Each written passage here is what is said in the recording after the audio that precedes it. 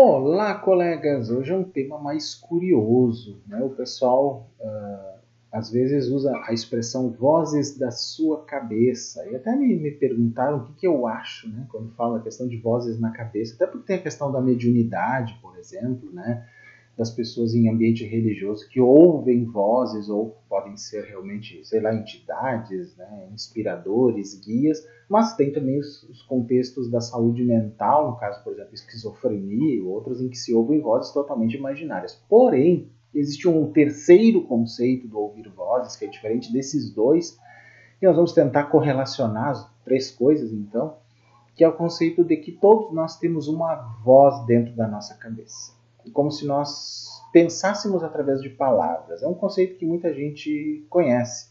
É como se eu sempre que estou pensando como se estivesse conversando comigo. Isso acontece com muita gente, pessoal. Muito mais do que vocês imaginam.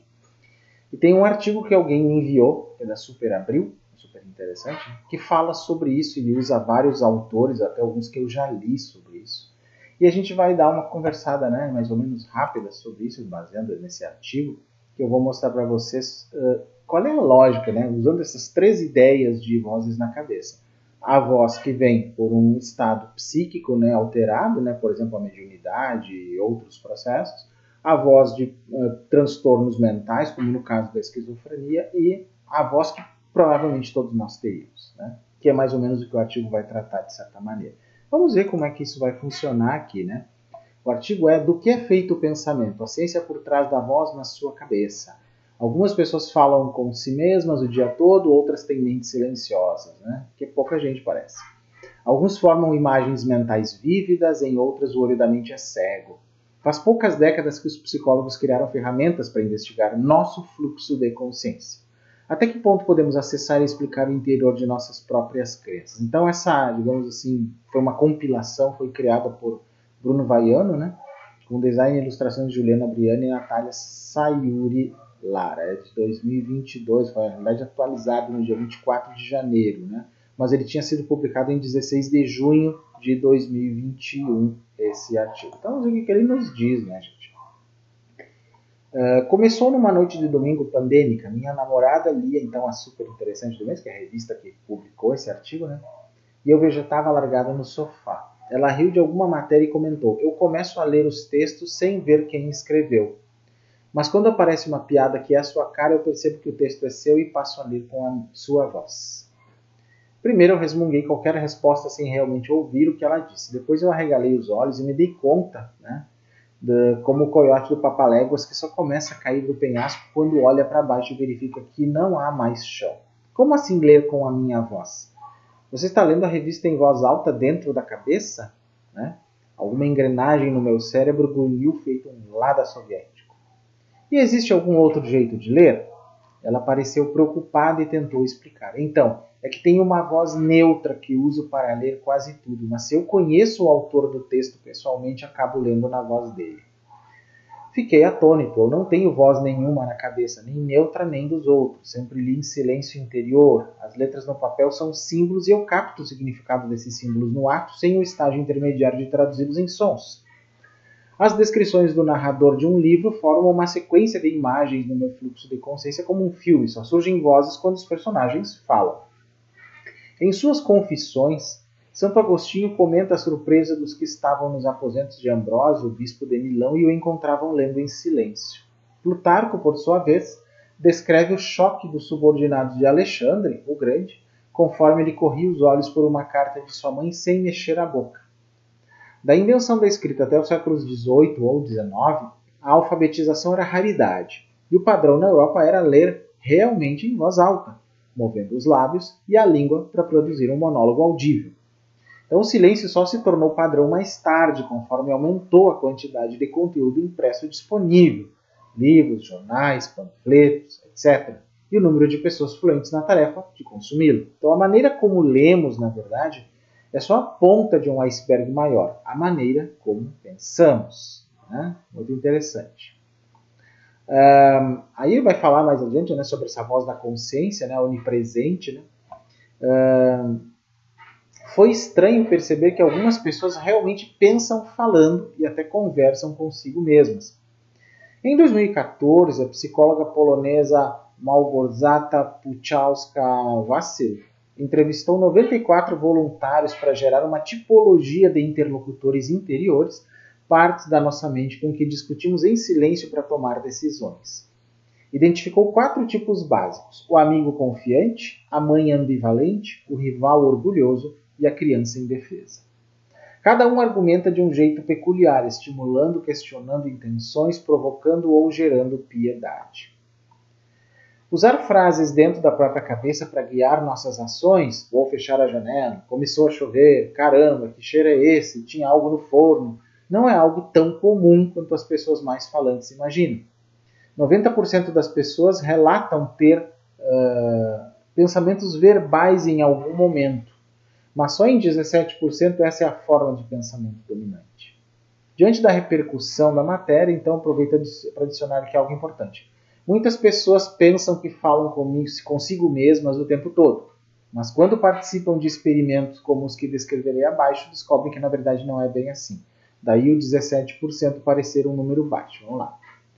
O psicólogo americano Russ Hobart, da Universidade de Nevada, gerou esses dados após décadas empregando e aperfeiçoando um método para acessar o pensamento alheio chamado DES, sigla em inglês para amostragem de descrições das experiências. Então ele funciona da seguinte forma.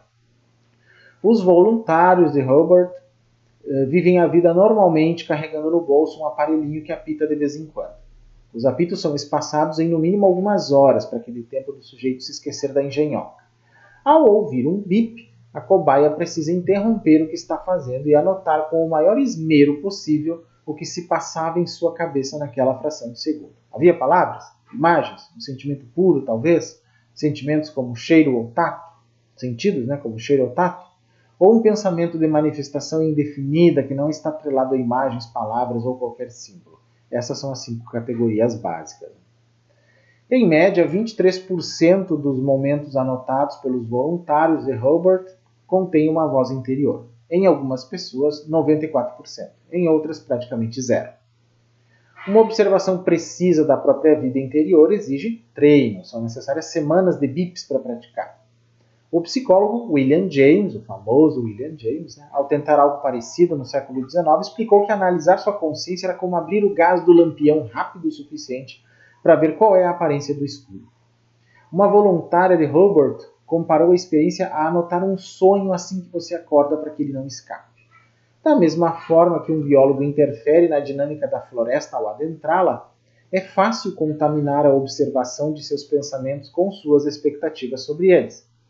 Se eu mando você não pensar em um elefante, imediatamente uma coisa cinza e orelhuda vem à sua mente. Né? É assim que acontece? Bom, os experimentos de Hobart são relatados por Charles Fernyhough no livro The Voices Within, As Vozes Dentro de Nós, em tradução livre, ainda não tem versão em português. Fernyhough é um psicólogo da Universidade de Durham, na Inglaterra, e um dos maiores especialistas do mundo na voz da consciência, que ele denomina Inner Speech, discurso interior.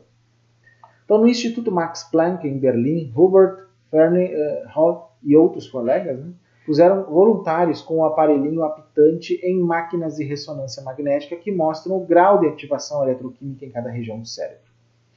Mesmo esquema da vida real. Ao ouvir um bip, anote o que está pensando, mas dessa vez com o cérebro sob vigilância. Calhou que as imagens obtidas no instante dos apitos batem com as anotações. Por exemplo, se um voluntário relata estar dizendo para si mesmo: odeio ficar enfiado nessa máquina barulhenta, de fato a máquina registra atividade em áreas do encéfalo associadas à linguagem. O uso de ressonância saiu melhor que o combinado porque permitiu identificar uma falha em estudos anteriores sobre o mesmo tema. Antigamente, os psicólogos que pesquisavam o fluxo de consciência pediam aos voluntários que produzissem um monólogo interior de propósito na hora em que mandassem. Hobart, Fernyhough e seus colegas foram os primeiros a analisar frases produzidas espontaneamente. Então, quando realizamos o discurso interior por ordem de alguém, observa-se um rebuliço em uma região do cérebro chamada área de Broca, considerada o centro da produção de linguagem, e uma atividade muito menor no giro de Herschel, associado à audição. Então, já o fluxo de consciência espontâneo faz o oposto, aciona mais o giro de Herschel do que a área de Broca. E dá para ter até um gráfico aqui que que é mostrado, né, que mostra bem claramente, né, o grau de atividade, a audição e a interpretação da fala, que é o giro de Resch, ordenado e espontâneo, e a produção da fala na área de Broca, ordenado e espontâneo. Então, o gráfico mostra o que ocorre no cérebro em duas situações. Quando alguém manda você dizer algo para você mesmo, que é algo ordenado, e quando você fala consigo mesmo, né, naturalmente, espontâneo. Né? Bom, essa observação é importante porque mostra que um pensamento comum pode ser fisiologicamente diferente de um pensamento on demand, o que muda tudo na hora de planejar experimentos. Os pesquisadores ainda não sabem explicar a razão da diferença. Como a área de Broca também é ativada durante tarefas complexas, uma hipótese é que ela tenha trabalhado mais no esforço de obedecer à ordem que na produção da fala em si. Quanto ao giro de Heschel, é provável que ele seja mais importante do que se pensa na representação mental da voz, algo que já se suspeitava de experimentos com leitura labial em que ele é ativado. Por fim, é esperado que o giro de Heschel saia de cena quando falamos. O cérebro não é bom em dizer e ouvir coisas ao mesmo tempo. Interessante, né? No espectro de pensamentos possíveis, há um grupo em cuja pele não consigo me imaginar, os afantásicos. O que é isso, gente? São pessoas com o olho da mente cego, incapazes de conjurar imagens ou assistir a um filminho dentro da própria cabeça. É como se pessoas não tivessem imaginação nenhuma, né, gente? Então essa história começa em 2010, quando Carl Zimmer, um jornalista de ciência que escreve no New York Times, tropeçou no estudo de caso de um paciente conhecido pelas iniciais MX. Em 2005, após uma cirurgia no coração, MX despertou da anestesia incapaz de simular o sentido da visão dentro de sua cabeça. Peça que ela descreva uma maçã e ele dirá: vermelha, casca reluzente, cabinho verde. Mas isso só é possível porque MX sabe que a maçã tem essas características. Ele não vê a fruta na mente por mais que se esforce. Zimmer publicou um textinho sobre MX na Discover, uma revista americana parecida com a Super, né? E recebeu mensagens de leitores que se identificaram com o relato. Repassou todas a um neurologista, Adam Zeman, que conduziu um estudo inicial com 21 deles. Hoje já são mais de 12 mil voluntários. Um dos voluntários descreveu a condição como tatear o formato de uma maçã no escuro, né? Escreveu Zimmer no Times. Outro disse que pensava como um rádio.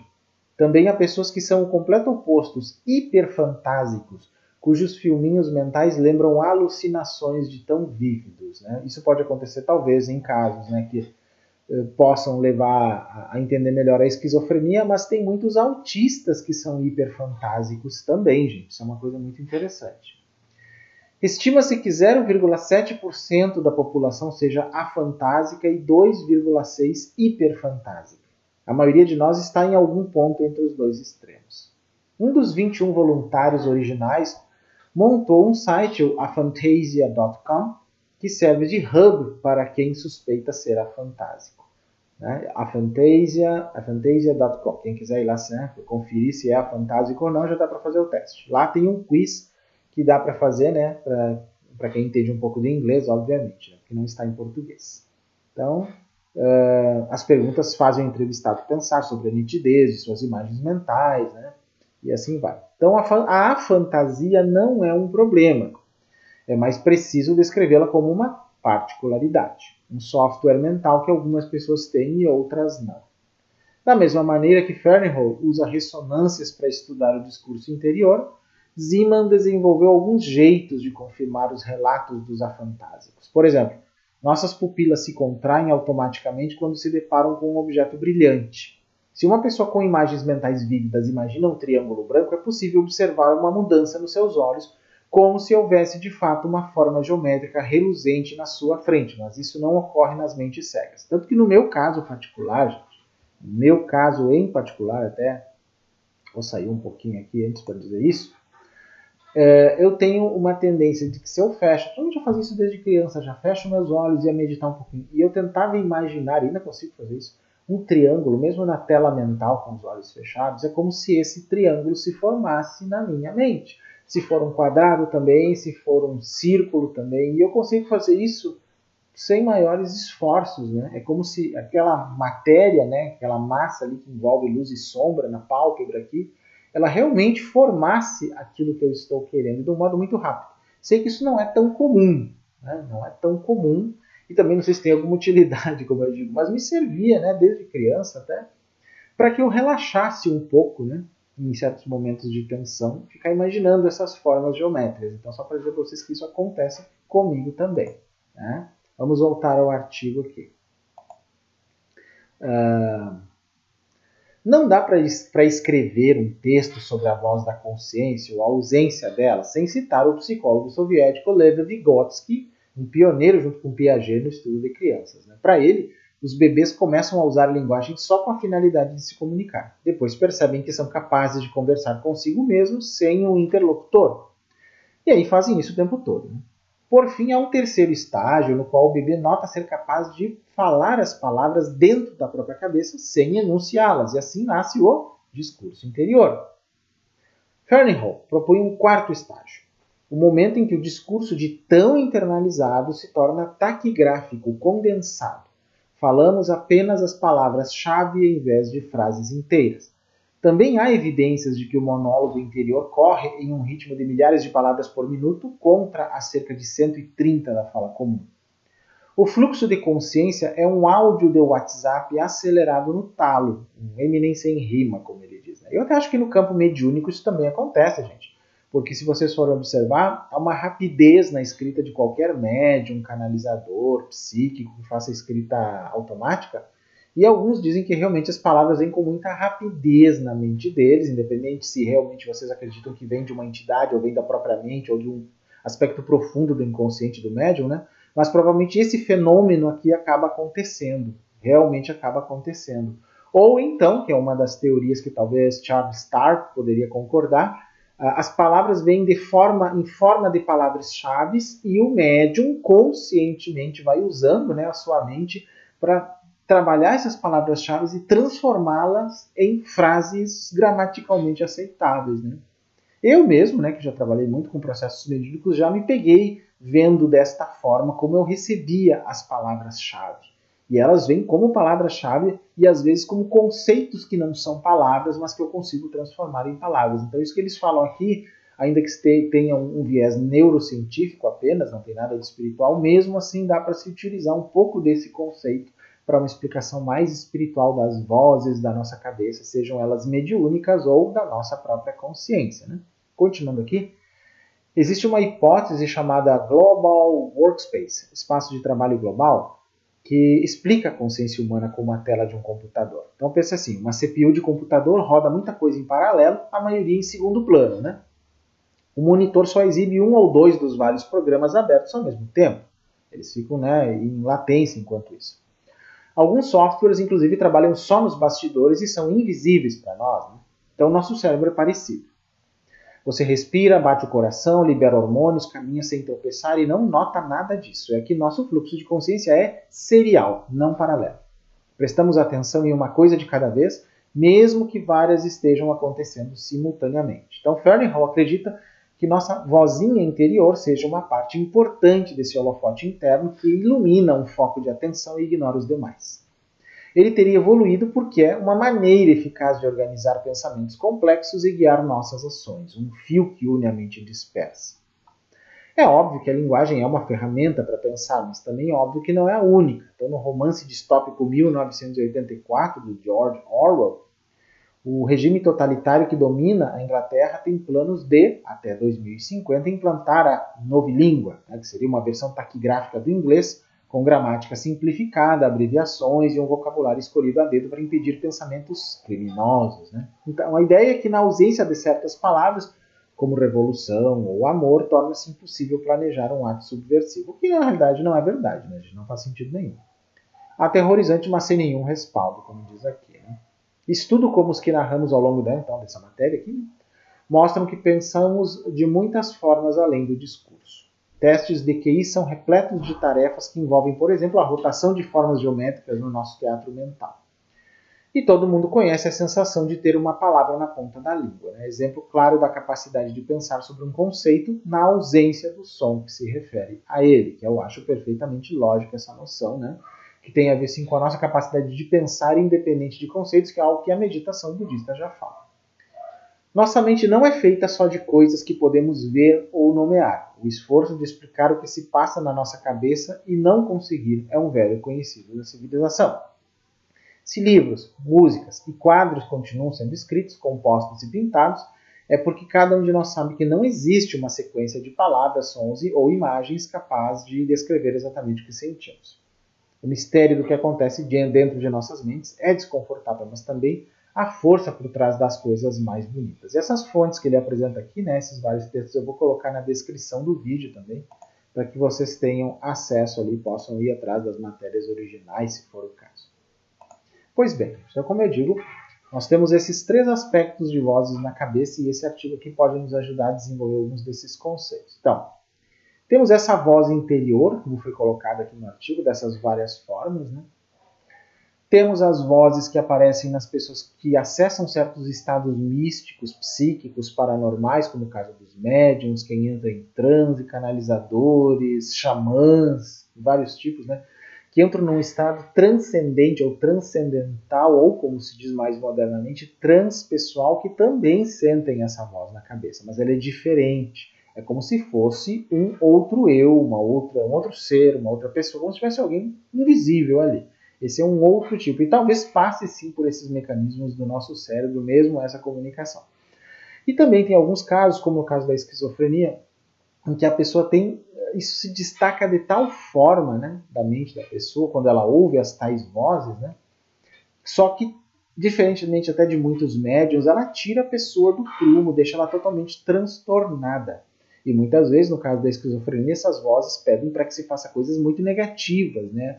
Ou negativas para a própria pessoa ou perigosas para outras. Então, são 3 aspectos distintos de vozes na cabeça. Né? As pessoas misturam essas 3 coisas muitas vezes e é por isso que é muito difícil de definir quando alguém diz que tem essa voz na cabeça de qual desses 3 tipos nós estamos falando.